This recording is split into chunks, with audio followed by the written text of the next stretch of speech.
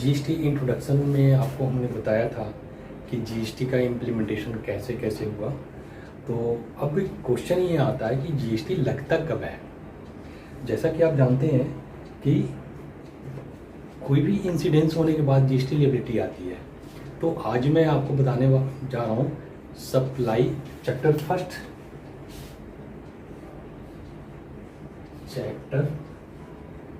First, ठीक है। Supply under GST.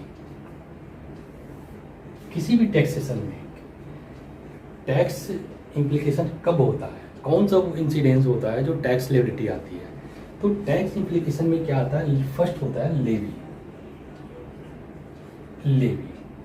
उसके बाद आता है असेसमेंट, उसके बाद आता है कलेक्शन। तो ये क्वेश्चन ये उठता है कि जीएसटी रिजीम में लेवी कब होता है। तो जीएसटी रिजीम में लेवी होता है सप्लाई पे, जीएसटी रिजीम में लेवी होता है सप्लाई पे, जीएसटी रिजीम में लेवी सप्लाई पे होता है। लेकिन इनकम टैक्स में लेवी कब होता है, इनकम टैक्स में प्रीवियस ईयर में होता है। लेवी जो है प्रीवियस ईयर में ही हो जाता है।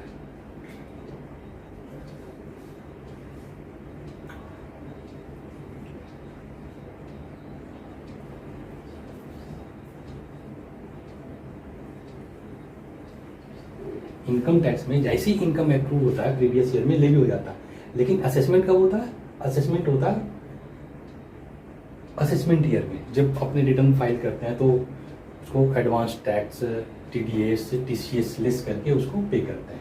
अब लेवी अब अपने मेन आते हैं जीएसटी में। जीएसटी में लेवी जो है सप्लाई पे होता है, सप्लाई। जिस दिन सप्लाई हो जाएगा उस दिन जीएसटी एप्लीकेबल हो जाएगा। जीएसटी एक ऐसा है कि ऐसा इसमें नहीं होता कि असेसमेंट बाद में होगी। जिस दिन सप्लाई हो गया, मूवमेंट ऑफ गुड्स हो गया, उसी दिन लिएबिलिटी हमारी बन गई। तो मैं कुछ आपको एमसीक्यू का क्वेश्चन बताऊंगा इंट्रोडक्शन में, 5-6 क्वेश्चन जो इम्पोर्टेंट क्वेश्चन हैं।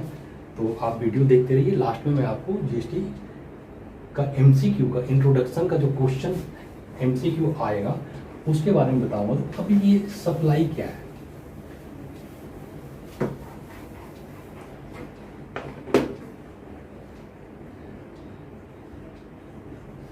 सप्लाई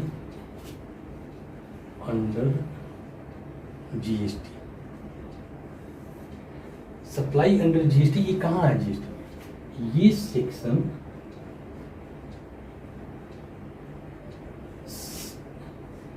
7 ऑफ सीजीएसटी एक्ट 2017 में दिया हुआ है। ये सप्लाई का डिफिनीशन जो है सेक्शन 27 ऑफ सीजीएसटी एक्ट 2017 में दिया हुआ है। अब ये एक्ट क्या कहता है, सेक्शन 7 में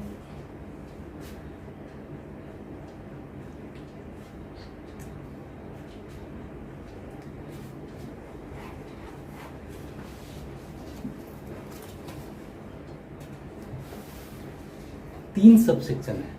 सेक्शन 7 में 3 सबसेक्शन है, सेक्शन ए, बी और सी। अब सबसेक्शन ए क्या कहता है,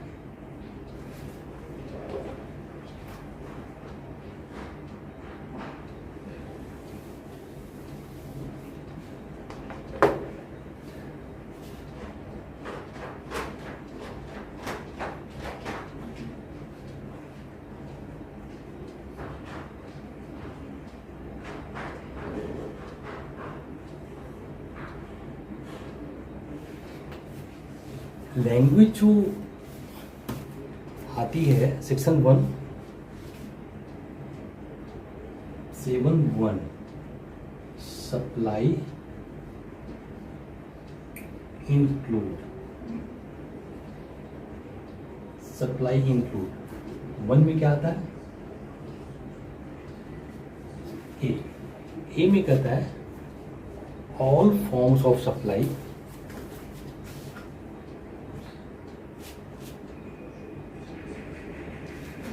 all forms of supply of goods or services such as sale, transfer,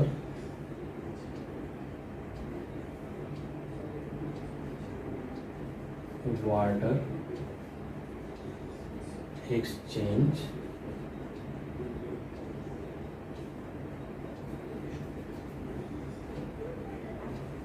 licence, rental, lease और disposal made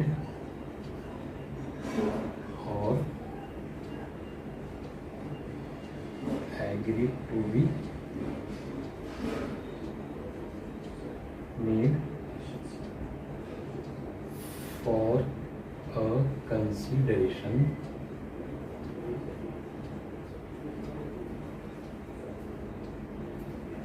by a person in the course or furtherance of business.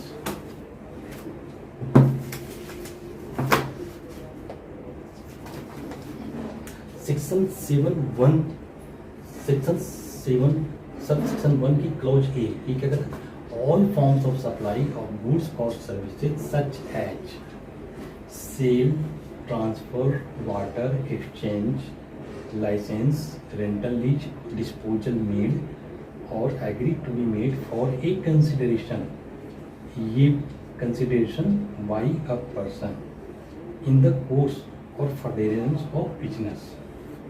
मतलब ये हो गया कि अगर कोई भी सेल ट्रांसफर बिजनेस के पर्पज से किया जाता है, means one registered person to other registered person, और वो कंसिडरेशन लेके किया जाता है तो वो सप्लाई माना जाता है। सेल बताने की जरूरत नहीं है आपको। ट्रांसफर, ट्रांसफर का मतलब ये हुआ कि अगर कोई असेसी, अगर कोई रजिस्टर्ड पर्सन दिल्ली में ऑफिस है और वो एमपी के सतना में भी उसका रजिस्ट्रेशन है और वहाँ भी आप ट्रांसफ़र करता है, वो तो सप्लाई माना जाएगा। वाटर क्या होता है? वाटर आप लोग जानते होंगे, पहले वाटर सिस्टम था कि सपोज दो आदमी के पास, किसी के पास गेहूँ है और किसी के पास चावल है, तो गेहूँ देके चावल ले लेता था, तो उसको वाटर सिस्टम कहते थे। वाटर का एक एग्जांपल और है, जैसे कोई डॉक्टर है, डॉक्टर हेयर बार्बर के पास जाता है अपना हेयर कट कराने के लिए, तो उससे पैसा नहीं लेता, और हेयर बार्बर जो है डॉक्टर से पैसा नहीं लेता। That is also called supply. अब सप्लाई को कंसिडरेशन के साथ होना चाहिए, विदाउट कंसिडरेशन सप्लाई नहीं माना जाएगा। लेकिन किसमें? सिर्फ क्लॉज ए में।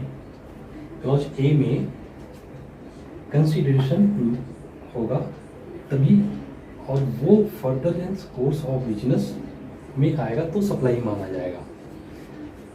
7B क्या करता है?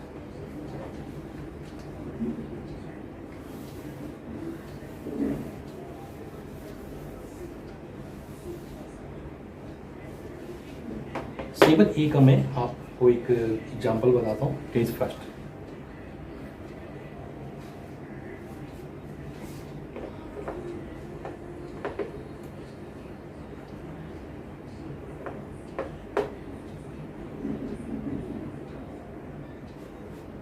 एक्सचेंज का आपको मैं एक ये देता हूँ, एक्सचेंज किसको कहते हैं? एक्सचेंज, एक्सचेंज केस फर्स्ट में, केस फर्स्ट, ठीक है। Mister A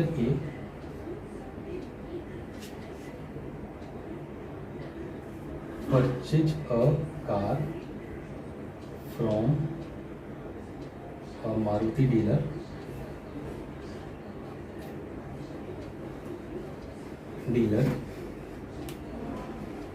for rupees 5 lakhs on exchange of his old car of rupees 4 lakhs। Exchange में ये होता है कि अगर कोई परचेज करता है, मिस्टर ए कार परचेज किया 5 लाख का, लेकिन उसके एवज में 4 लाख का एक्सचेंज किया, तो सप्लाई की वैल्यू क्या मानी जाएगी? सप्लाई की वैल्यू 5 लाख मानी जाएगी, और इस परचेज में 1 लाख पे किया होगा, तो सप्लाई की जो वैल्यू आएगी 1 लाख नहीं आएगी, 5 लाख ही आएगी। फिर आता है importation.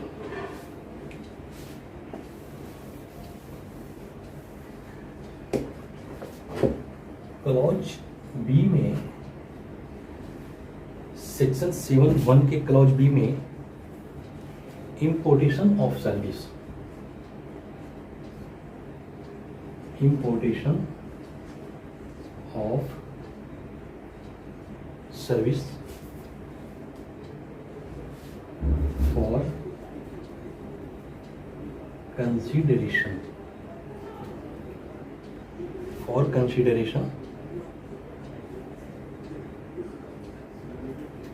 whether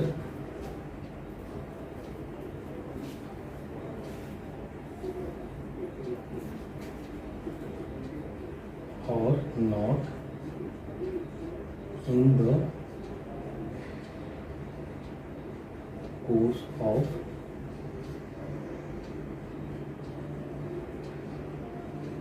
business, in the course of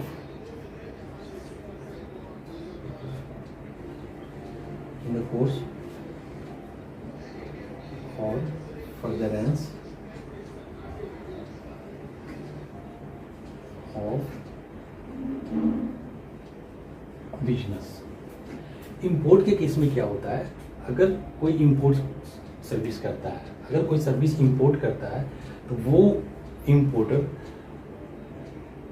उस सर्विस को अपने बिजनेस पर्पज से ले रहा है या फर्दरेंस बिजनेस से ले रहा है या नहीं ले रहा है या पर्सनल ले, तो भी वो सप्लाई मानी जाती है। अब इसका इसमें आप केस बताऊंगा, case first. Mister Ram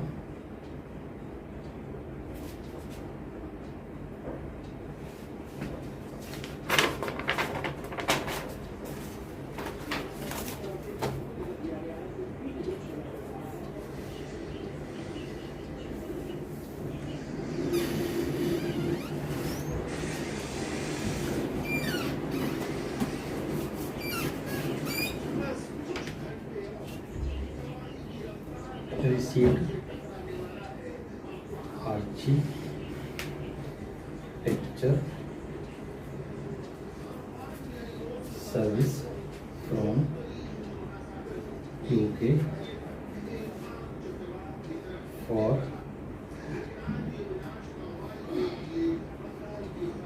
100 pounds for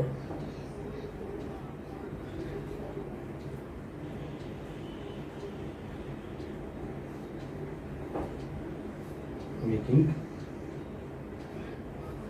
each bundle। Section 7(1)(b) में अगर कोई इंपोर्ट करता है, सेक्शन 7(1)(b) में अगर कोई इंपोर्ट करता है, तो वो सर्विस विदर और not connected with is business, और whether that service is for further business or not that is called supply, and वो सप्लाई माना जाएगा।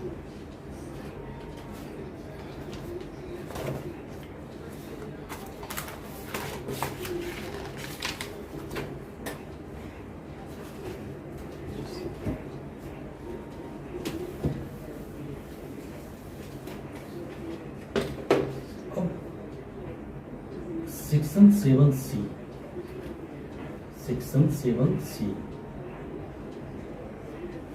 सी में क्या कहता है? सी में कहता है read with schedule first. Section 7(1)(c) में वो रीड शेड्यूल फर्स्ट के अनुसार करना है। उसमें विदाउट कंसिडरेशन, उसमें without consideration, supply without consideration, अगर कोई सप्लाई विदाउट कंसिडरेशन भी है तो उसमें सप्लाई माना जाएगा। सेक्शन 7(1)(c) में supply include read, supply include without consideration.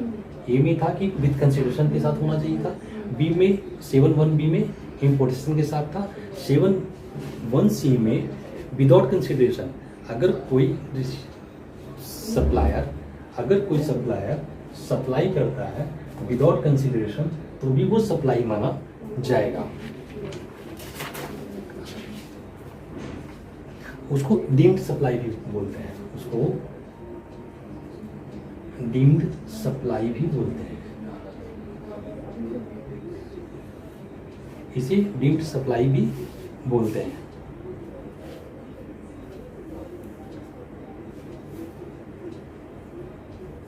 अब इसका एग्जाम्पल बताता हूँ आपको।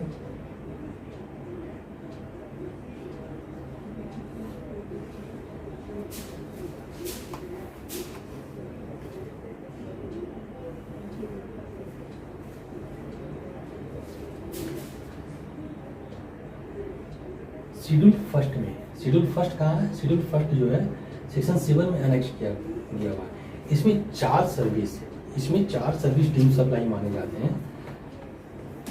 इन schedule first there is 4 service within purview of supply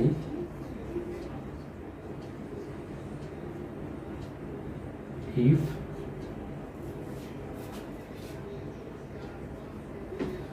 made without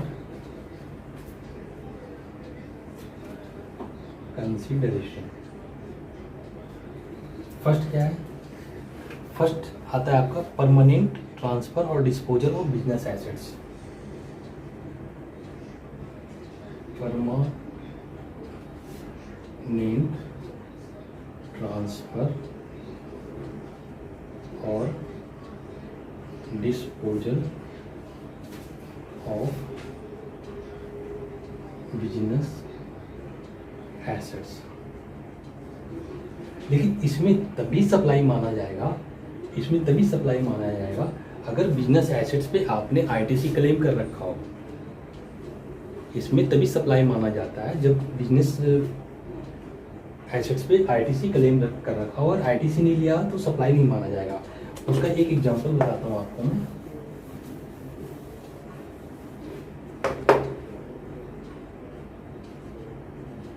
mister A purchase a laptop off rupees 60,000 and he claimed ITC on that laptop. Further, laptop given to his son for project work. Mister A purchase a laptop for ₹60,000 and he claim ITC on that laptop. Mister A ने एक laptop purchase किया और अपने बेटे को project work के लिए दे दिया और उस पर क्लेम कर लिया था ITC। तो इस केस में सप्लाई माना जाएगा। This is come within purview of supply under section 7 under section 1C। अगर यहां से हटा देते हैं he claim and he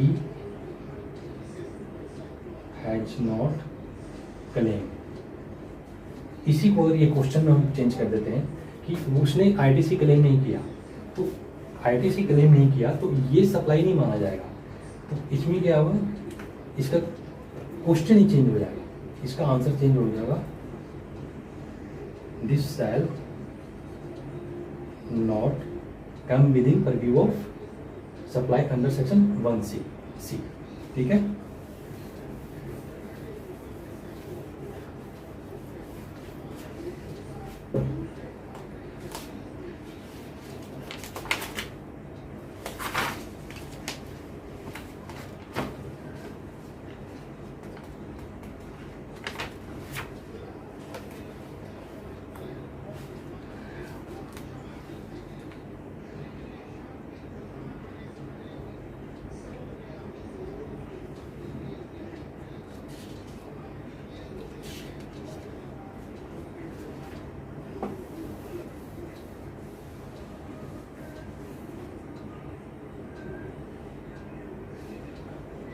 section 1A plus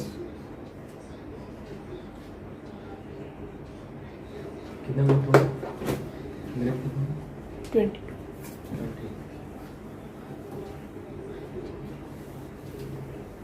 तो ये सप्लाई का मैं आपको बताया अभी कुछ। अब मैं इसको इनलार्ज करूँगा, सप्लाई में और क्या क्या चीज़ें आते हैं।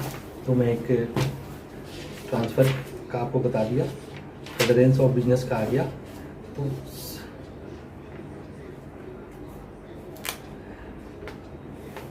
तो सप्लाई के लिए दो प्री कंडीशंस हैं। फर्स्ट क्या है,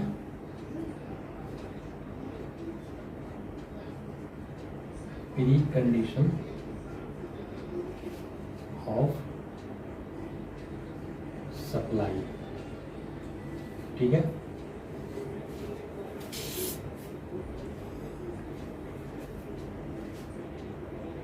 मैं फर्स्ट को ही लेके चल रहा हूँ अभी, 7(1)(a) का supply should be for consideration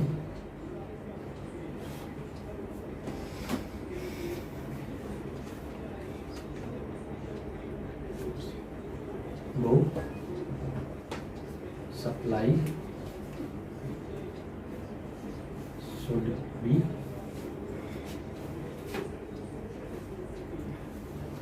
in the course or furtherance of business। ठीक है। अब गुड्स आएगा, सप्लाई में गुड्स भी आता है और सर्विस भी आया था। तो फॉर्म ऑफ सप्लाई कर दिया आपको।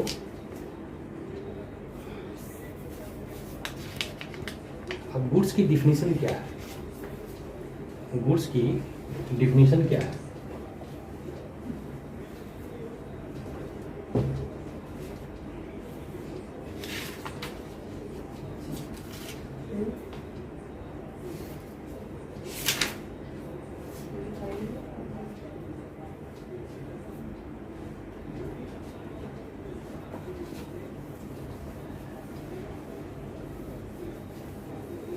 तो अब सप्लाई का मैं आपको शेड्यूल 3 जो है 7(2) शेड्यूल सेकंड बता दिया आपको, activities to be treated as supply of goods और सर्विस।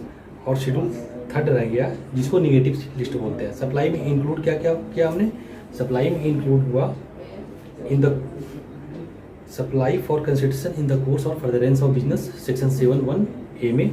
बी में हुआ importation of service whether that is furtherance of business और नॉट 7(1)(b) में।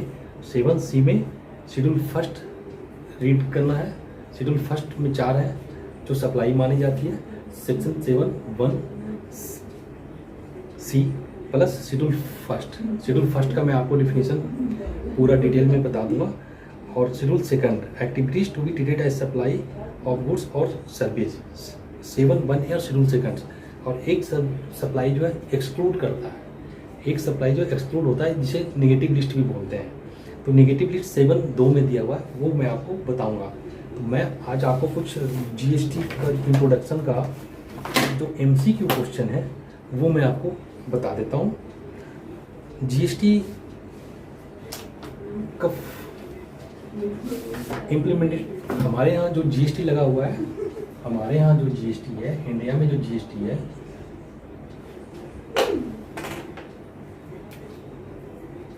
जीएसटी 2 तरह के। जीएसटी एक होता है यूनिफाइड और एक होता है डुअल जीएसटी। यूनिफाइड का मतलब होता है कि अक्रॉस द कंट्री एक ही रेट होता है, और डुअल जीएसटी हमारे यहाँ डुअल जीएसटी है।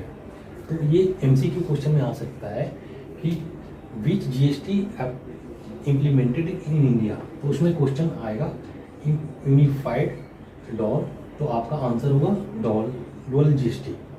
एक क्वेश्चन ये आ सकता है कि जीएसटी का काउंसिल का चेयरमैन कौन होता है, तो जीएसटी काउंसिल का चेयरमैन यूनियन फाइनेंस मिनिस्टर होते हैं। दूसरा क्वेश्चन आपका ये आ सकता है कि जीएसटी इम्प्लीमेंटेशन कब हुआ, जीएसटी इम्प्लीमेंटेशन इंडिया में कब हुआ, तो 1 जुलाई 2070। उसके 4 ऑप्शन होंगे, लेकिन 1 जुलाई 2070। एक क्वेश्चन ये आ सकता है कि जीएसटी जम्मू एंड कश्मीर में कब से अप्लीकेबल हुआ, तो ऑल ओवर इंडिया 1 जुलाई से हो गया था, लेकिन जम्मू एंड कश्मीर में 8 जुलाई 2007 से हुआ था। एक क्वेश्चन आपका ये आ सकता है कि फर्स्ट जीएसटी काउंसिल की मीटिंग कब हुई थी, फर्स्ट जीएसटी काउंसिल की मीटिंग कब हुई थी, तो फर्स्ट जीएसटी काउंसिल की मीटिंग सितंबर 2016 में हुआ था। अब एक और आ सकता है कि अगर कोई जीएसटी वॉलंटरली रजिस्ट्रेशन ले आता है, एक क्वेश्चन ऐसे आ सकता है GST compliance is not mandatory if the supplier registered voluntarily, not mandatory, तो ये फॉल्स आएगा। अगर कोई भी सप्लायर रजिस्टर्ड ले लिया, वॉलंटरली हो चाहे कंपल्सरली हो, उसको मेंटेन करना होता है।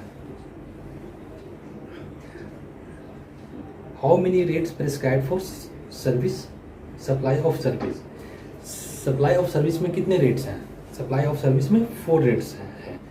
तो मैं आपको ये आज यहीं ख़त्म करता हूँ, और इसके आगे मैं आपको कुछ जीएसटी सप्लाई का बताऊंगा, उसके बाद चार्ज बताऊंगा कि जीएसटी की चार्ज क्या होता है।